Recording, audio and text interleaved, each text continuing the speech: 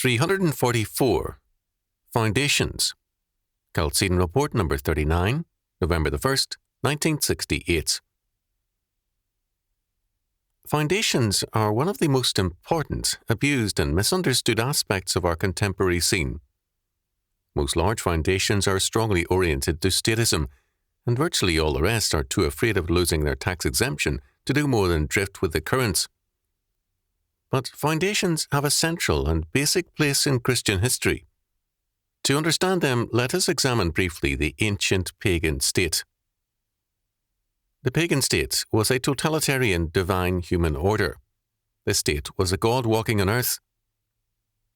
Its divinity might be manifested in the person of the ruler, or his office, or the state or people as a whole, but this divinity was believed to be there.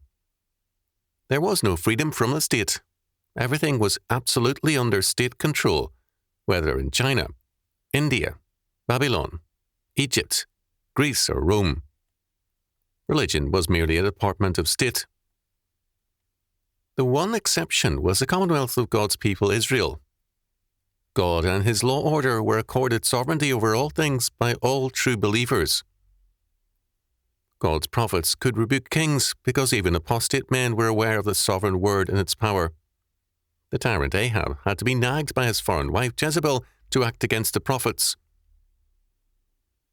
The Church in the Roman Empire could have readily become a recognized and legal religion by offering incense to Caesar and acknowledging his sovereignty. This the Church refused to do. The Christians, as citizens, were ready to submit to Caesar in all matters of civil justice, but in those areas where God gave the state no jurisdiction, they obeyed God.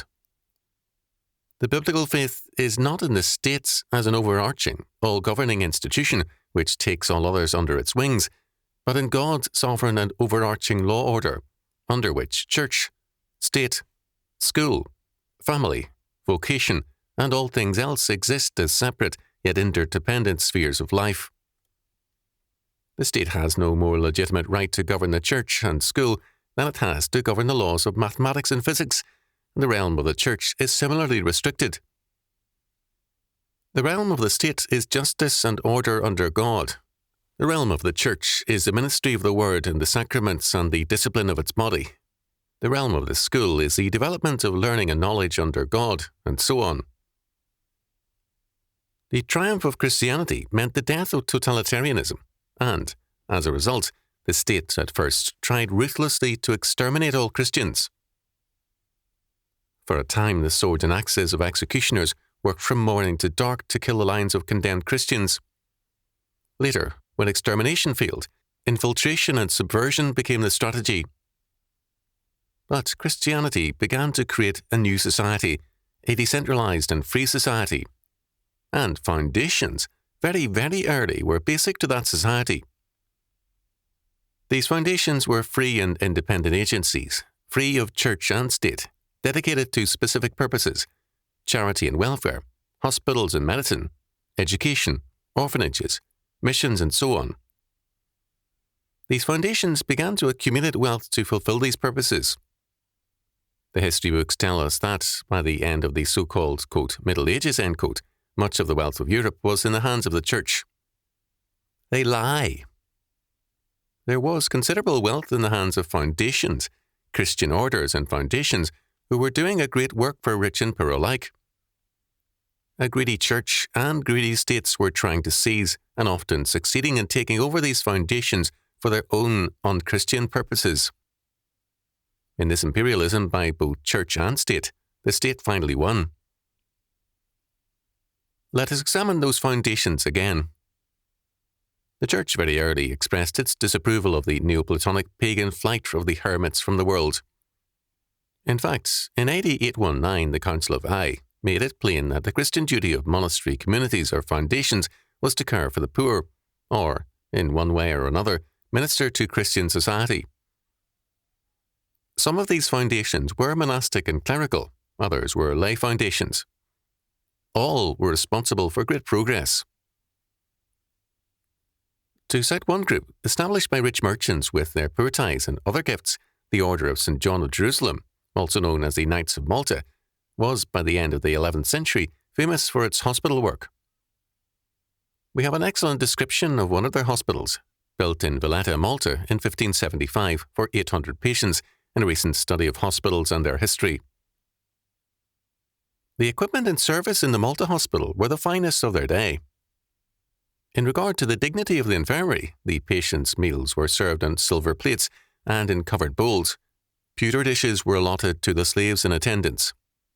The 370 beds were curtained, and fresh white linen curtains were used during the summer. All beds and bedding used by consumptives were burned, and sheets were ordered, changed several times daily if necessary. The hospital was fortunate in having vast endowments, which permitted this comfortable equipment. The medical staff included a physician who gave students daily lectures in anatomy. 2 practitioners supervised the carrying out of the surgeon's orders, and about a dozen other men were assigned various medical duties. The wards were separated. One was for the aged pilgrims or religious, a small ward for the dying, one for hemorrhage cases, and a separate ward for the insane and their warden. As for food, herbs, all sorts of meats, pigeons, fowls, beef, veal, game, fresh eggs, almonds, raisins, sweet biscuits, apples, pomegranates with sugar, according to the wants of each, made up a partial list of the hospital's elaborate selection of foods for the patients. Mary Risley, House of Healing, The Story of the Hospital, Garden City, New York, Doubleday & Co., 1961, page 107. The Knights of Malta are still active, and it is possible that their greatest work is ahead of them. This brief citation does serve to illustrate the fact that hospitals were once almost entirely the domain of foundation work, serving all people in Christian charity and with real ability. In the modern age, the hospital has become, quote, independent, end quote, of Christian foundations. It has not been successful as an economic unit, that is, it has trouble breaking even financially, and it has provided the states an excuse for stepping in with socialized medicine. The point is clear. Certain social functions must be provided. Hospitals, schools, welfare agencies, and so on. When Christian foundations establish and control them, they serve the purposes of Christian concern and love. It is not enough to vote the rascals out, although this surely needs doing.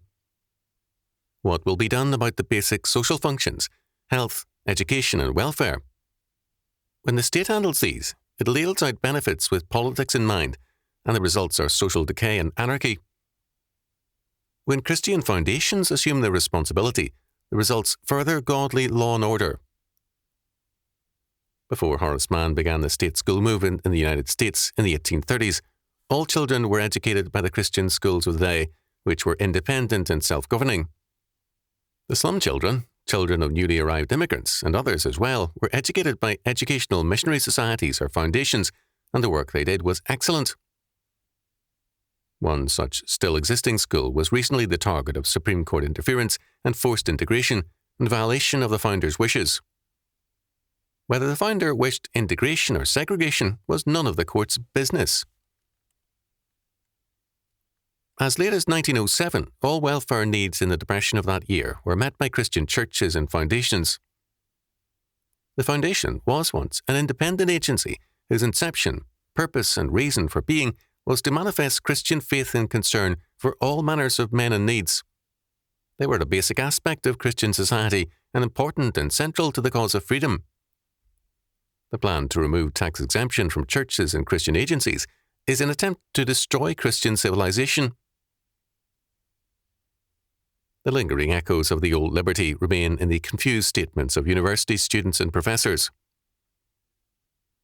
When the University of California professors and students protest any control by the state, we can agree with them, provided they renounce any and all support by the state and the federal government. Any other course is irresponsibility and immorality. They are seeking the best of both worlds, Christian and statist, and the responsibilities of neither. As such, they are a force for anarchy, not freedom.